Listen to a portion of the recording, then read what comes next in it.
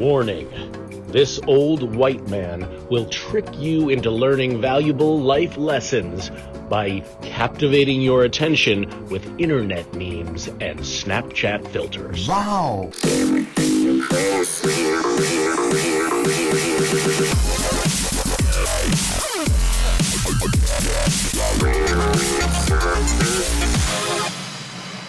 Hey, it's me again, Bob. Howdy-do, fellow kids. Let's just say you owned these various things.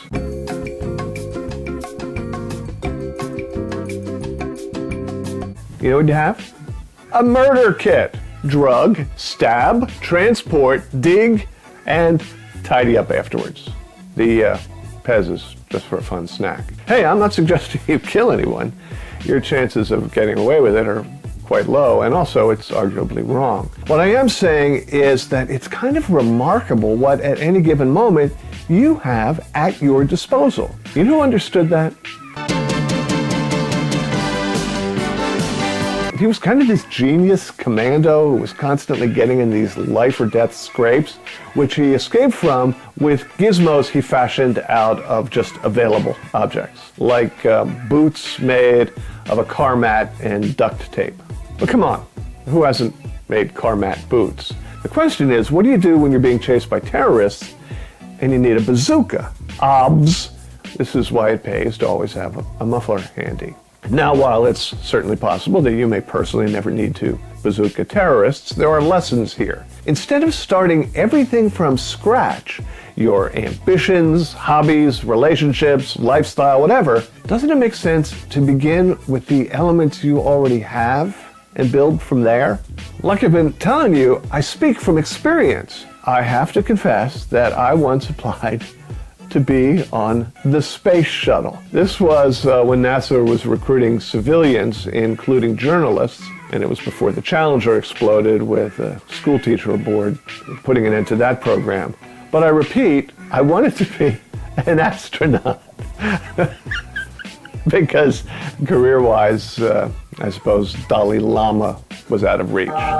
But maybe if I'd focused on what skills I did have, writing words down, saying them out loud, cracking jokes, finding fault, maybe I'd have made something of myself instead of sitting here now competing for views with this gentleman who is not quite 14. Whatever.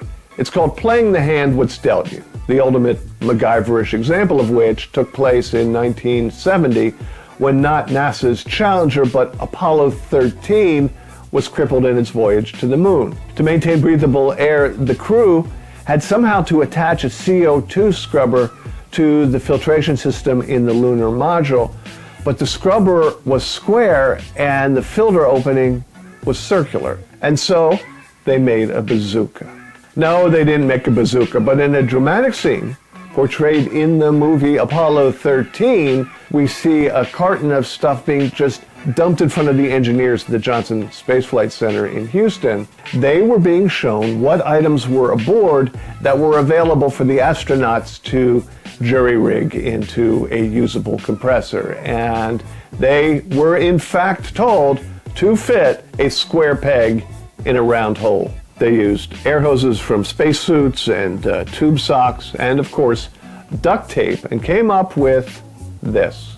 Is literally poisoning the astronauts with every breath in and out. Heads up.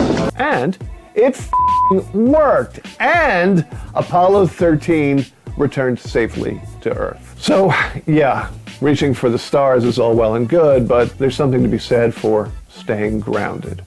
Focus on what you have and use it to your best advantage. The secret of life? Duh. Okay, look, you gotta go. I'm busy.